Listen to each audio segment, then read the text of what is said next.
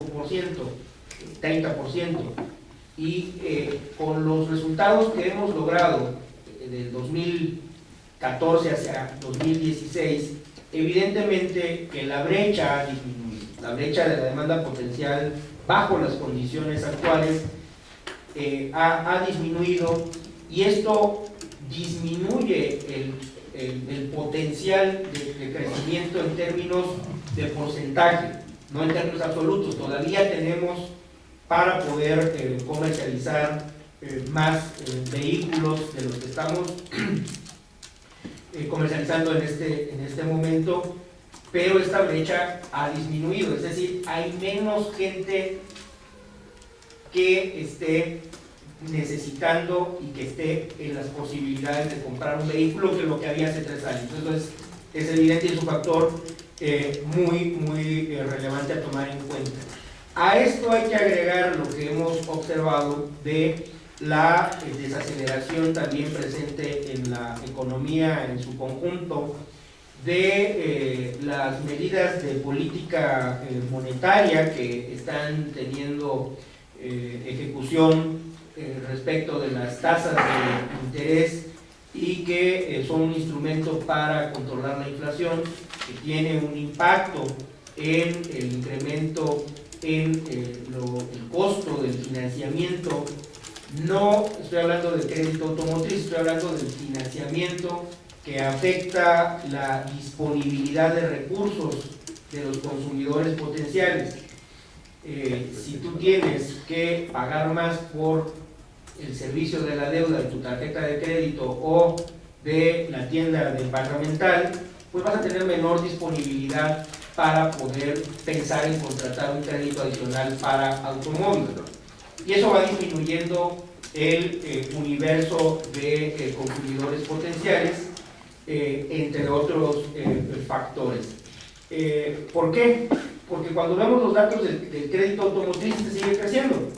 ¿Qué quiere decir? Que estamos ocupando, está haciendo llegar este servicio, este producto, a consumidores que siguen teniendo la posibilidad de contratar el crédito porque sigue estando dentro de una condición competitiva. Ustedes pueden muestrear cómo está el comportamiento de las tasas de crédito automotriz y se sigue encontrando una multiplicidad de opciones, de ofertas que evidentemente siguen siendo atractivas para los consumidores.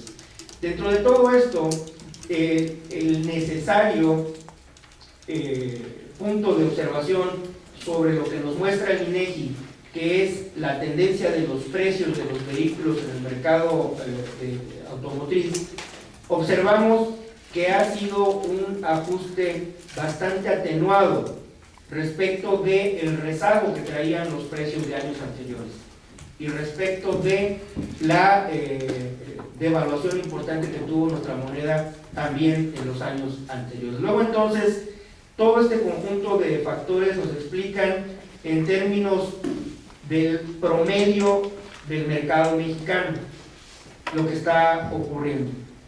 Y esto tiene aún un enfoque mucho más particular y diferenciado cuando vemos los mapas regionales. La afectación que tenemos en términos de la desaceleración económica en el Golfo no es menor. El desempleo, vimos el crecimiento del empleo bajo las mediciones del INSS, 4.3% a lo largo del año, arriba del 4% en 2016. Les vamos a preparar la nota de cómo se ha comportado el empleo en el Golfo y cuánto pesa esto en el mercado de vehículos, y vamos a encontrar una buena participación que, haciendo números muy rápidos, creo que llega a casi un punto porcentual de lo que estamos dejando de vender, únicamente ubicado en esta región. Entonces sí es importante que tengamos un foco en todos estos factores y no únicamente que busquemos una explicación en un dato que pudiera ser muy atractivo en términos mediáticos, pero que no explica en la profundidad lo que está ocurriendo en el mercado. si no me expliqué muy bien, ahorita Eduardo va a complementar tanto lo que le preguntaron a él como lo que ocurre también en el mercado doméstico. Creo que fue bastante amplia. No amplio quiere decir que sea claro. Y voy a dar una respuesta corta para que... me pusiste a revisar aquí Axel, y creo que tú lo hiciste antes que yo. Efectivamente, las exportaciones, no solo Estados Unidos, vamos a decir al mundo, están creciendo a una mayor velocidad que las exportaciones de automóviles.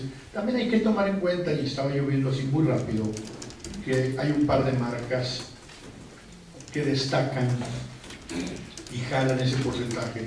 Una de ellas porque el año pasado sus exportaciones eran todavía muy incipientes, entonces hoy están en plena producción y están reflejando pues esa dinámica y jalan el porcentaje. Entonces a mí no me gustaría ser conclusivo. Las cifras demuestran que efectivamente enero-junio el crecimiento de las camionetas ligeras, los pick-ups, es 18%, mientras que el crecimiento de los autos es 14%, ¿verdad? Entonces, claramente autos jala más porque es casi el doble de las camionetas. Eso sí ha sido así tradicionalmente. Tradicionalmente andamos en el 70-30 entre autos y camionetas. Habrá que preguntarle a las marcas ya para una marca particular y el crecimiento que ha habido. Como dije, por lo menos dos de las marcas, incluso podría decir que hasta tres, pero dos muy fuertemente jalan el número. Bueno, gracias doctor, gracias ingeniero. Les voy a pedirles nombre y medio, por favor, que nos comenten. Gracias. Gabriela Jiménez, de Economía Hoy. Yo quería preguntarles, bueno, si también ven esta tendencia de estabilización o de cierre de la brecha de oferta y demanda en Estados Unidos, y si nos pueden explicar cómo nos afecta, cómo afecta a la industria aquí en México. Gracias. Perdóname que no te entendí la pregunta. Esto del cierre de la brecha de la demanda con la oferta y la estabilización. Sí, no decía, perdóname que... Le reformulo. Sí. Decía hace ratito que hay una tendencia a que se estabilicen las ventas y ya no crezcan a doble dígito, sino hasta un 3% ¿En Estados Unidos? por ahí. No, aquí. Entonces mi pregunta es si ustedes ven algo parecido, que esté pasando algo parecido en Estados Unidos o peor. Daniel, no, claramente el mercado de Estados Unidos se está comportando de una manera muy distinta. De hecho, les pusimos al final, creo que es la página, no recuerdo, es como la 4, ahorita te digo qué página es.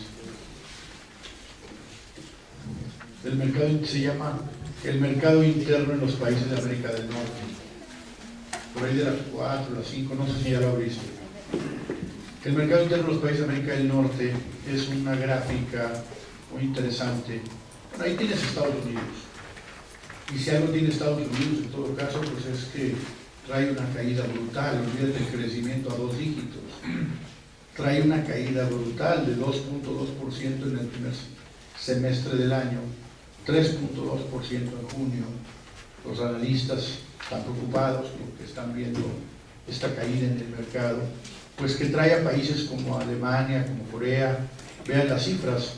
Corea en el semestre trae una caída del 17% y en el mes de junio del 25.7%.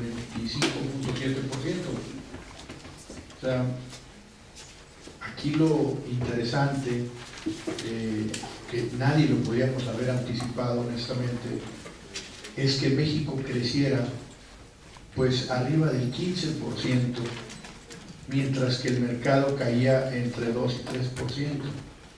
Es decir, nadie podíamos haber anticipado que México se iba a posicionar en este mercado ganando participación de una manera importantísima, con cifras entre 13.5 y 14%, de hecho 14.7% en el mes de junio, de participación en las ventas de autos en Estados Unidos. Nunca habíamos tenido una participación tan alta como la que estamos observando en este momento.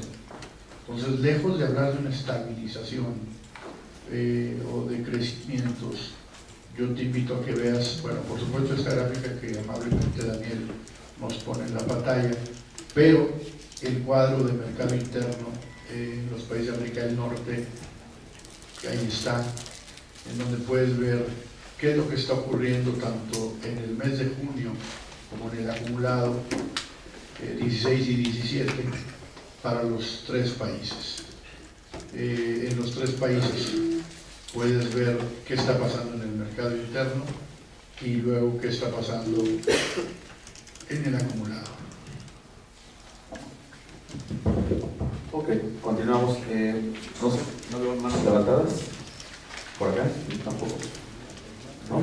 Acá. Sí, doctor, buenos días. Buenos días.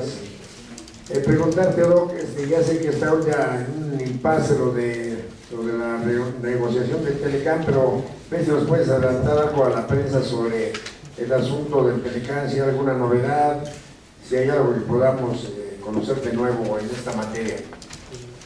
La industria automotriz mexicana ha sido bastante transparente respecto a nuestra postura en esta modernización, en este ejercicio que habrá de profundización del Tratado de Libre Comercio América del Norte.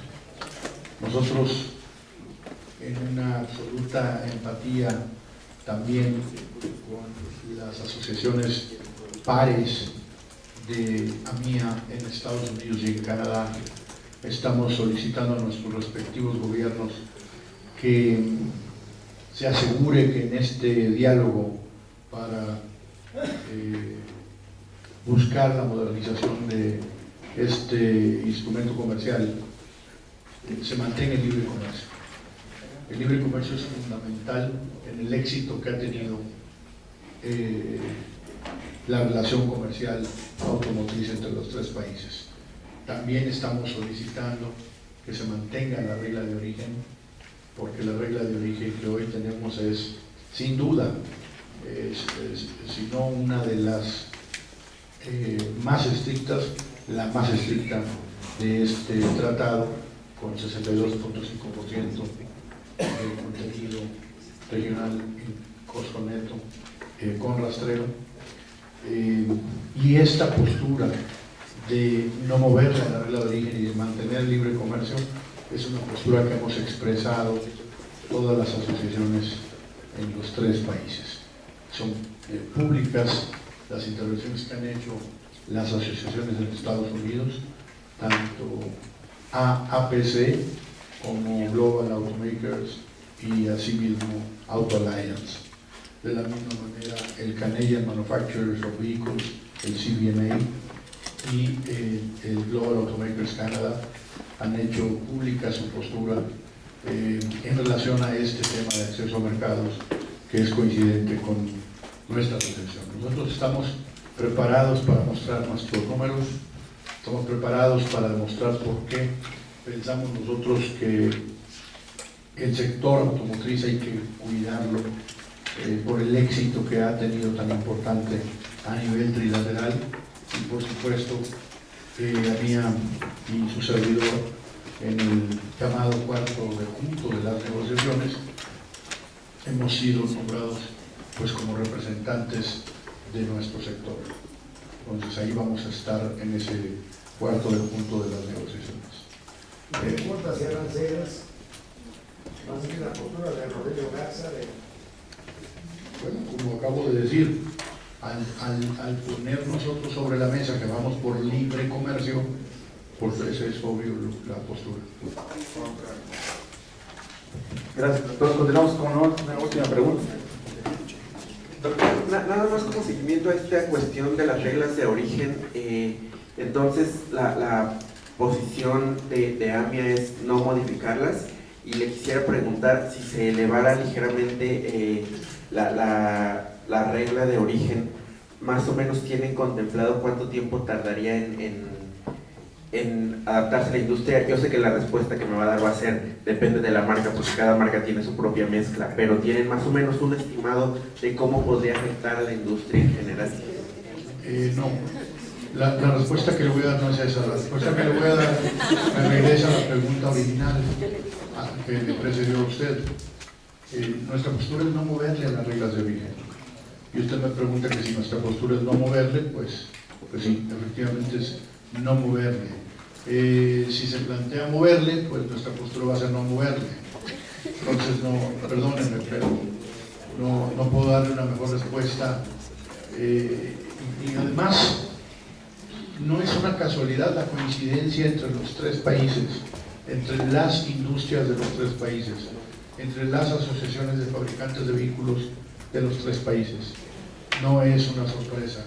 Pensamos nosotros que esta regla de origen integra a Norteamérica, integra los componentes de Norteamérica, y de que es absolutamente falso que con la regla de origen se permita la incorporación de terceros países de una manera excesiva, cuando el 62.5% tiene que ser de contenido regional y costo neto de la región. Gracias. Ok, parece que cayó la pregunta. Por favor, nombre y medio. Buenos días, Anthony Harp de Wall Street Journal. Parece que México había hecho algunos cambios que estaría dispuesto cuando negoció el TPP. Y Estados Unidos, aunque ya haya salido de ahí, han dicho algunos, bueno, usaremos algunas de las cosas que se negociaron de acuerdo. En México eso aumentaba, ¿no? La automotriz. Esto, ¿cómo queda con la cultura que no cambia nada?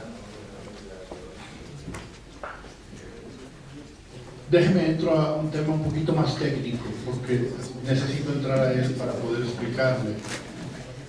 La regla del TPP es similar, si no idéntica, a la que tenemos hoy en el Telecán. Lo que pasa es que son metodologías distintas. Al cambiar la metodología, el porcentaje cambia, pero al cambiar el porcentaje no son comparables, porque uno es mediante una metodología y el otro es con otra metodología distinta.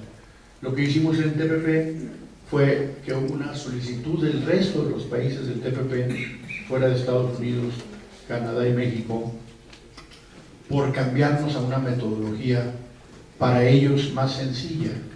Nosotros estamos acostumbrados a tener 62.5% con rastreo. Ellos decían, bueno, ¿y si no jalamos el rastreo? ¿Cuál será el porcentaje equivalente quitando el rastreo? Y decíamos 45%. Había quienes decían 46, había quienes decían 42, quedó en 45% en el TPP, pero es una regla similar o idéntica a la del Telecán, excepto que es una metodología distinta, no son comparables. La prensa equivocadamente